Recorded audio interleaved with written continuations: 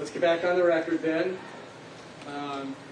Back on the record, State versus Bryan Kohberger, CR 29222805. I was explaining how the order and the scheduling conference might go, at least my plan. And so I'm going to start with you, Mr. Carone. Your clients have the motion to vacate the amended non-dissemination order filed May 1. Also the motion to intervene filed May 1, same date. And now this case is in my hands, so I need to set a hearing. And I'm wondering how far out. I'd like to get some briefs, and this is a message to everybody before the hearing, including I want to hear arguments about whether or not there should be cameras in the courtroom in a high-profile case like this one. So, Mr. Carone, what looks good for you? And let me throw out, knowing that a lot of you were prepared to be here the week of June 26, that might make sense. But I'll hear from you, Mr. Carone. Yes, Your Honor. So with our motion to vacate, motion to intervene, we've briefed the merits issues there. I think as the court's aware, we also briefed those issues before the Idaho Supreme Court, so I would think we could be ready to move pretty quickly.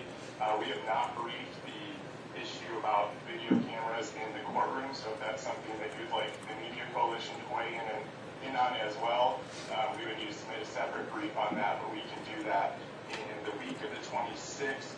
The 26th itself, I'm not available, but the rest of the week would work. Excellent. And I'll tell you, the reason that I'm bringing up cameras in the courtroom is because if I address that issue, and I haven't let you all know that that might be an issue, then I'm going to get a lot of grief for not allowing you to brief that issue. So that's why I'm giving you an advance notice on that. How do you feel about the afternoon of June 27? Given what's happening just quite recently, we might want to do that in person. I'm willing to do it remotely, but then we have to, there are a lot of different interests and different people who want to weigh in on that, so it might be better to be in person. But does that work for you, say starting at 1:30, June 27, Mr. Carone? Yes, Your Honor, that works for me. And Ms. Olson and myself would both come in person. We would have been there today in person, but we found out about the in-person option on Friday, so I apologize for using Zoom today, but we can certainly be there in person. If the court's anticipating hearing with witnesses that day to hold an evidentiary hearing, there may be some witnesses that would want to appear via Zoom if that's okay with the court, but I'm not sure if that's even something you're contemplating. I'm just flagging it in case you are. Well, let me put it this way: it's your motion and others' motions, and one of the complaints that I've seen in the briefing is that there's no evidence in the case supporting any of it. You know, we're all kind of moving forward on supposition, I guess. And some of it is obvious, but I think that would be wise. I suppose you could just file declarations, and that's what's been how that's been going. I might, if we're going to have a lot of testimony, I might want to move this back to 10 a.m. just to make sure that we have enough time to get things finished that day. Would that work for you? Sure. So our position on the evidentiary issue is, your summary was correct, that we don't believe that there is an adequate factual record at this point. Given that it is our motion and it's based on the record that existed when the order was issued, procedurally I'm not really sure there is an opportunity for additional evidence be put forth. I only brought that up because I saw in Mr. Kohberger's opposition to our motion for reconsideration that there was a mention of an expert witness. If that evidence was going to come forward or other evidence, we of course would want the opportunity to cross-examine that individual or whatever individuals might be testifying. But, as things currently stand for the record as it exists and the evidence that the Media Coalition intends to put forward, we included a declaration with our motion. I'm not sure there's really need for us to put on additional evidence, but if that's something the court was going to hear from the state or Mr. Kohberger, then I just wanted to bring that to the court's attention. Thank you, Mr. Corona. Of course, you'd have the opportunity to cross-examine any witness. All right. Well, we'll stay at 1:30 then. So now, Mr. Gray.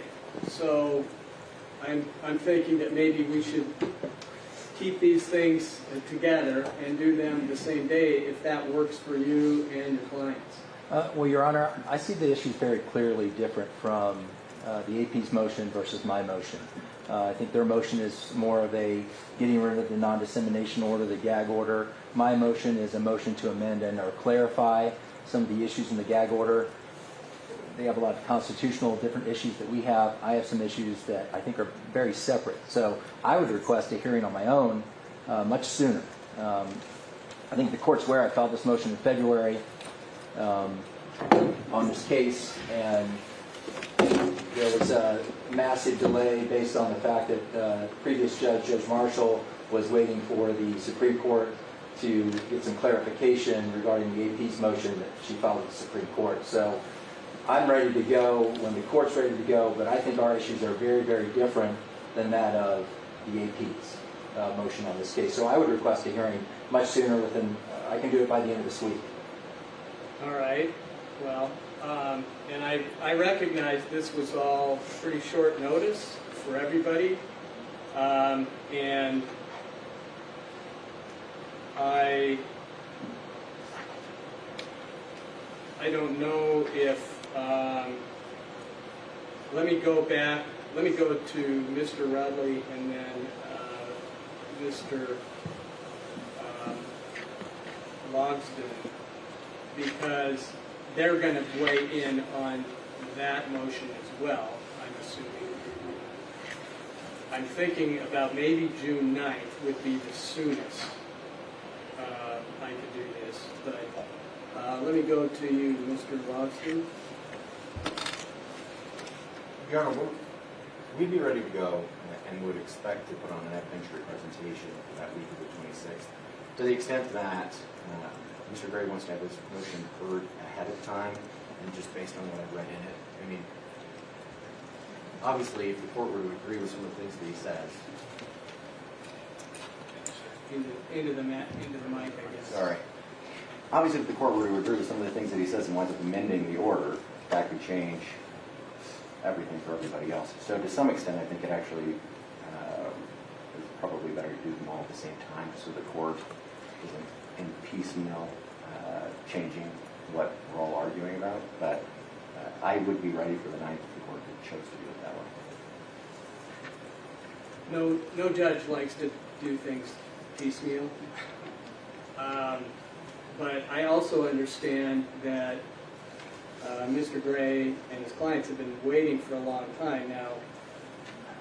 It's not anybody's fault. It's just how that came down, because the Associated Press et al. Went straight to the Supreme Court in February, early February, and that would trigger a delay, which it did, and it was important, I think, for Judge Marshall to get the direction from the Idaho Supreme Court before we start, chipping away at each order.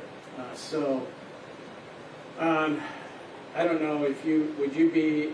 I mean, I'm okay setting it for June 9th, Mr. Gray, but you may have some testimony happening.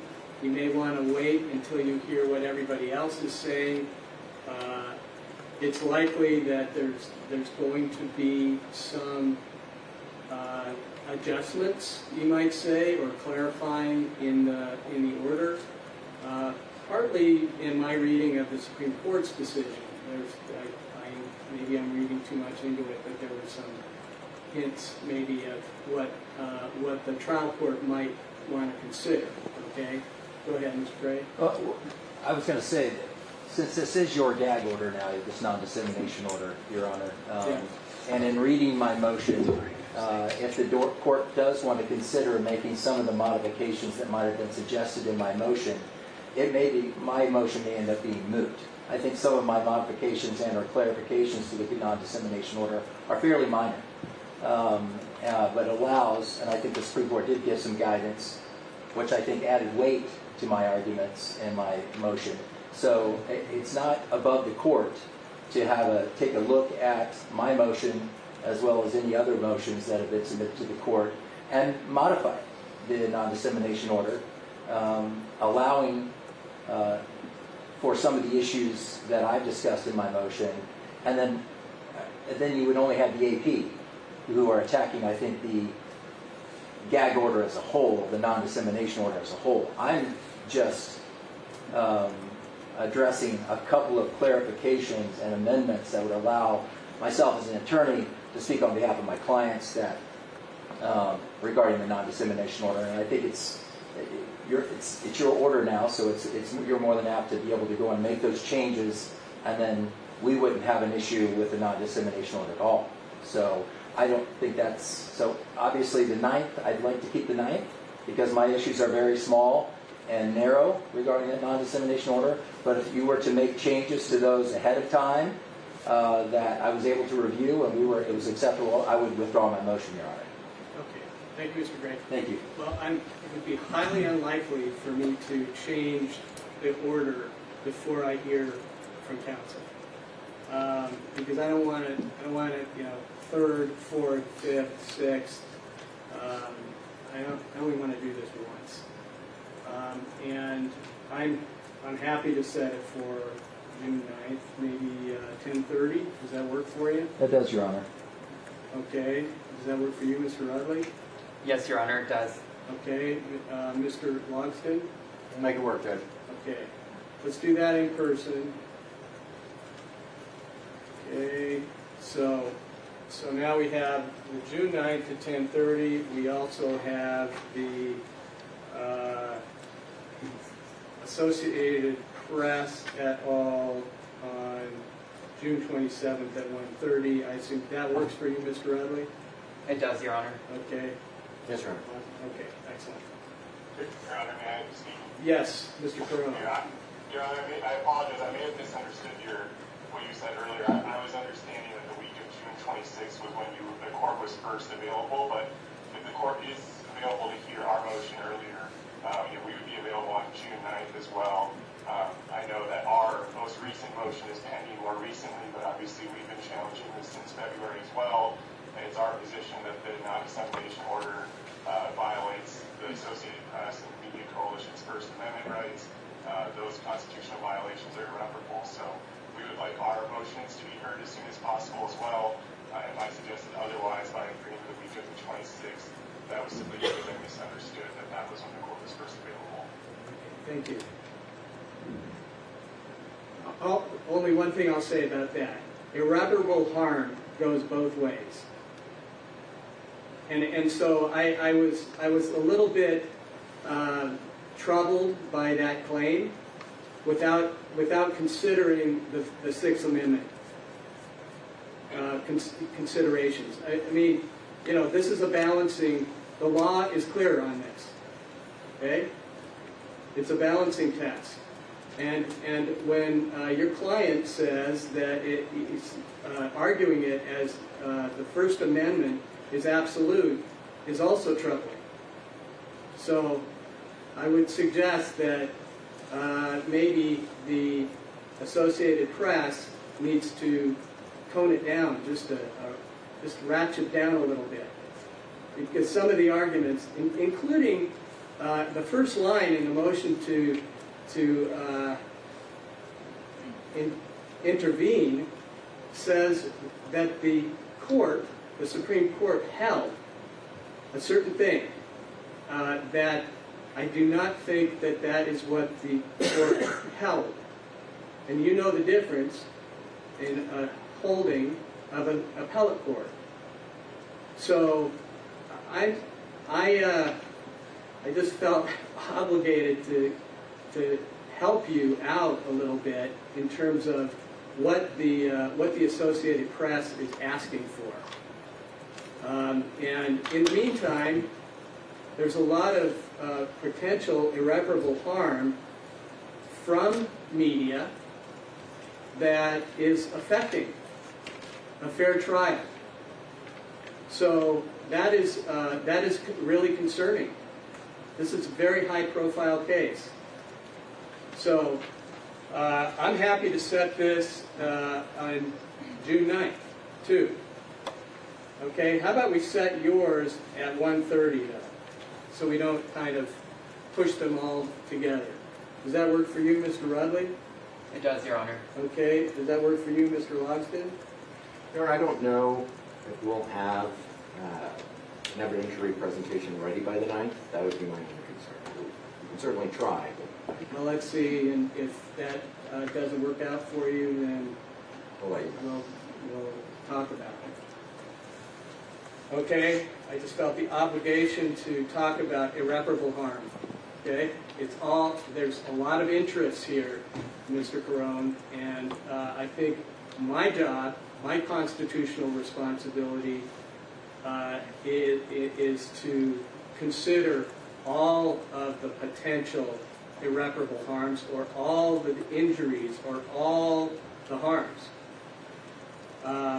So, I just want, maybe it's appropriate, I was just thinking, I just want to remind everybody, okay, on this particular issue, but all issues, at all times, that we all, okay, judges, lawyers, journalists, media generally, have constitutional responsibilities to both the First Amendment and the Sixth Amendment.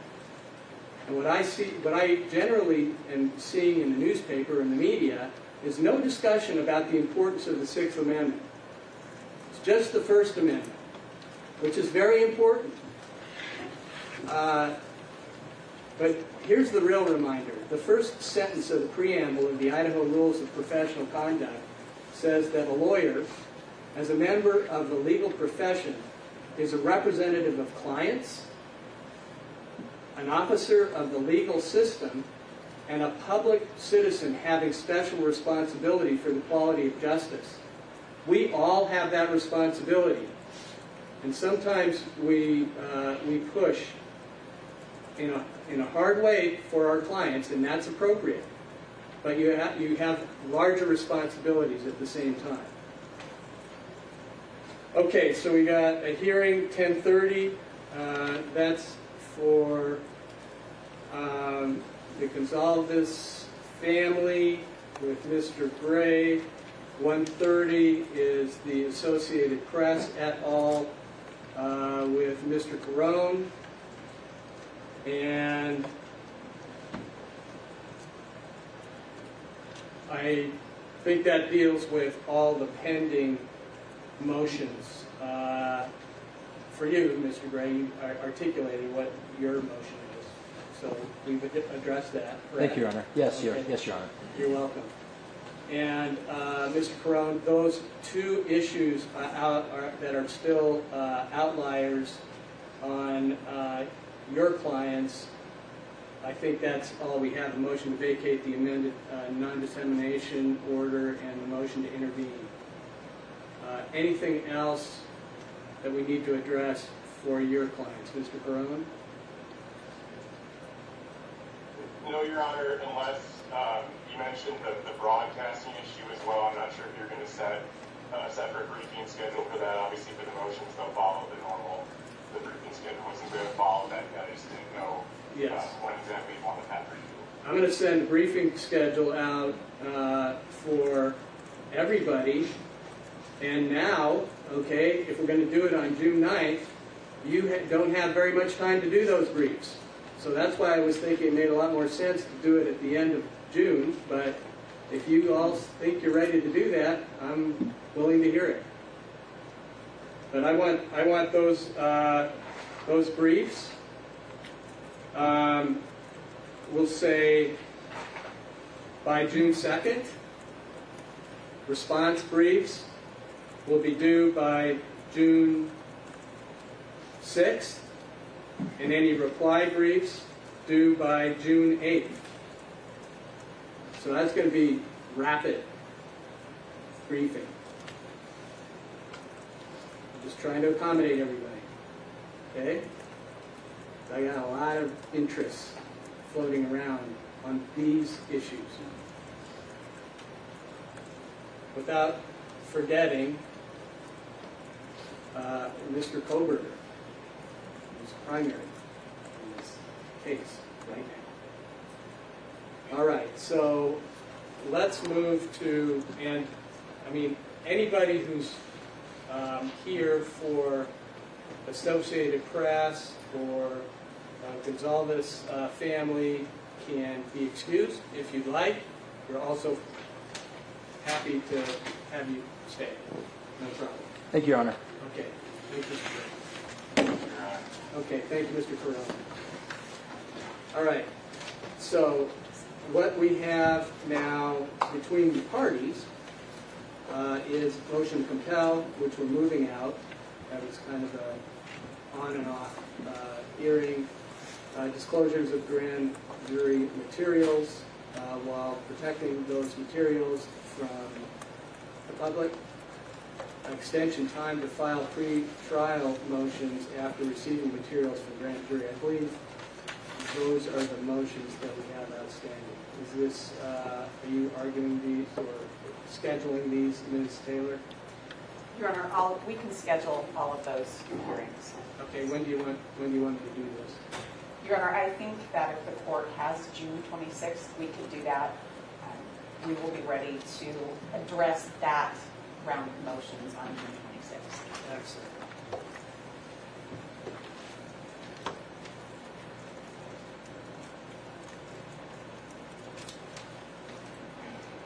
We'll have our 1:30 on June 27th because the Associated Press moved that to the 9th. June 27th is just fine for us. Right? Okay, perfect. Well, at 1:30. Okay. Is there anything else we need to address today? Mr. Rudley? Mr. Thompson? Your Honor, I think the June 27th should work fine. For whatever reason, our office hasn't seen copies of the grand jury pretrial motions, but I think there was a miscommunication. Those will be coming. We'll be prepared. Okay, great. And certainly if those issues are resolved between counsel, then we won't have to have a hearing. Yes, sir. Thank you. Okay? So anything else we need to address today, Ms. Taylor? No, Your Honor. Thank you. Okay, thank you. Mr. Watson? There, thank you. Okay. Great. So I think Ms. Mastiff has been observing on Zoom. I just wanted to identify her, and also Ms. Let's see. Oh, I guess Ms. Beatty is too. So anyway, there are other people on the Zoom. So thank you. Okay. Anything else then? No. Okay. Thank you all. Thank you, We Judge. are adjourned.